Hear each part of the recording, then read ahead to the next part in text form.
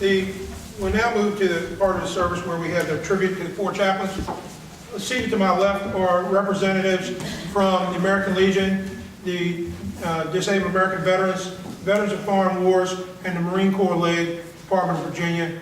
They are going to pay tribute to each individual chaplain. Chaplain Berry.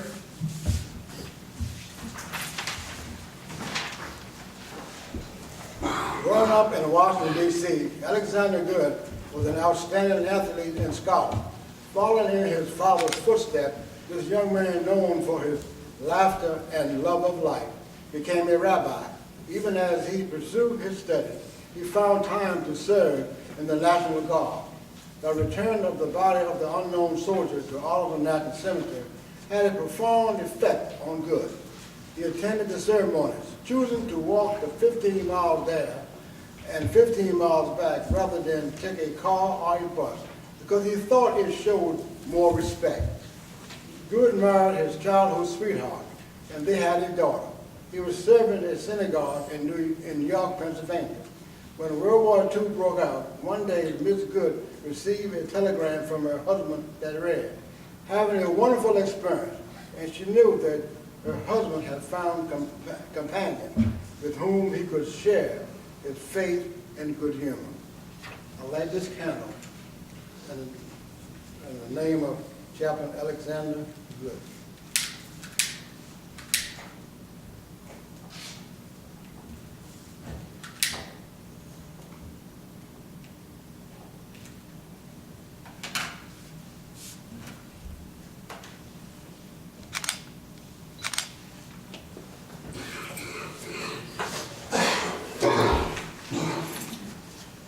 George Fox was the oldest of the Four Chaplains. In Vermont, he was called the Little Minister because he was only 5'7". Lying about his age in 1917, he enlisted in the Army as a medical corps assistant. He received the Silver Star for rescuing a wounded soldier from a battlefield filled with poison gas, although he wore no gas mask himself, and the Croix de Guerre for outstanding bravery in an artillery barrage that left him with a broken spine. After the war, he became a successful accountant. He was happily married with 2 children. When he heard God's call to the ministry, Fox went back to school, later was ordained as a Methodist minister.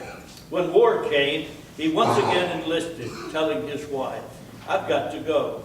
I know from experience what our boys are about to face. They need me." Before he boarded Dorchester, he wrote a letter to his daughter. "I want you to know," he wrote, "how proud I am of you, and your marks in school are so high that they're so high. But always remember that kindness, charity, and courtesy are much more important." I light this candle in memory of Chaplain George L. Fox. Well,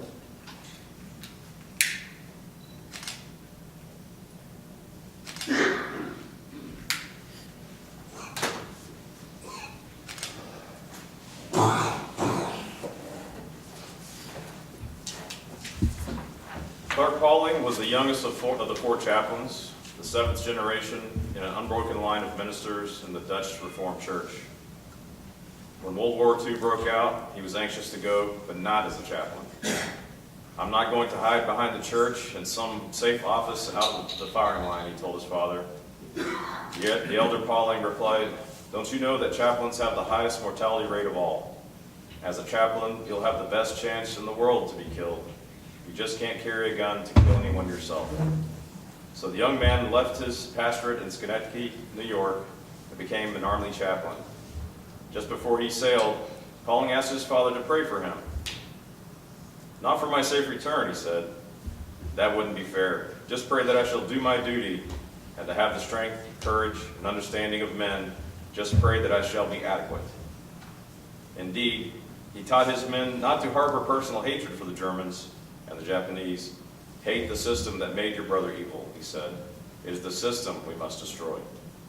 I light this candle in memory of Chaplain Clark V. Pauling.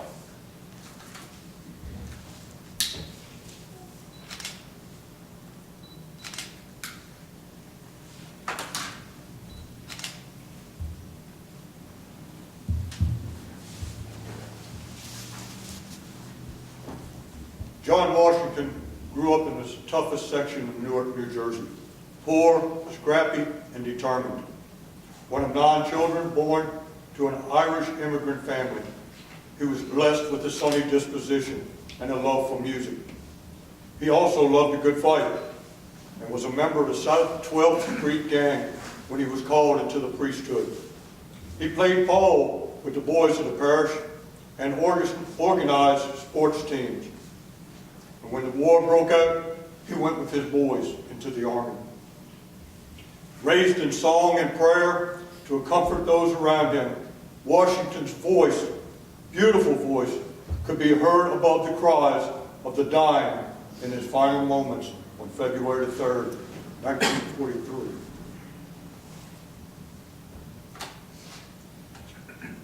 I light this candle in memory of Chaplain John P. Washington.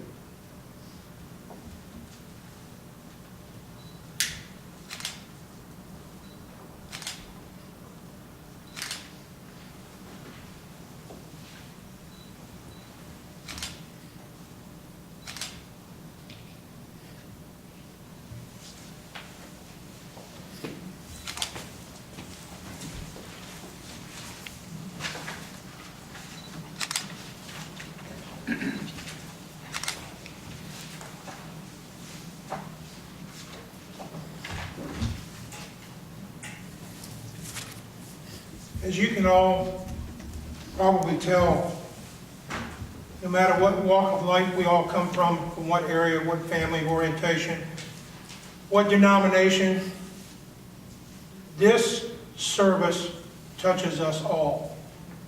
And it touches us in a way that some of us don't like to be touched.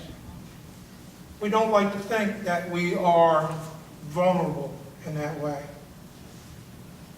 But the selfless sacrifice of these 4 chaplains, as well as many other brave men and women through the years in many battles and many conflicts, are what have allowed us to assemble here today to honor them.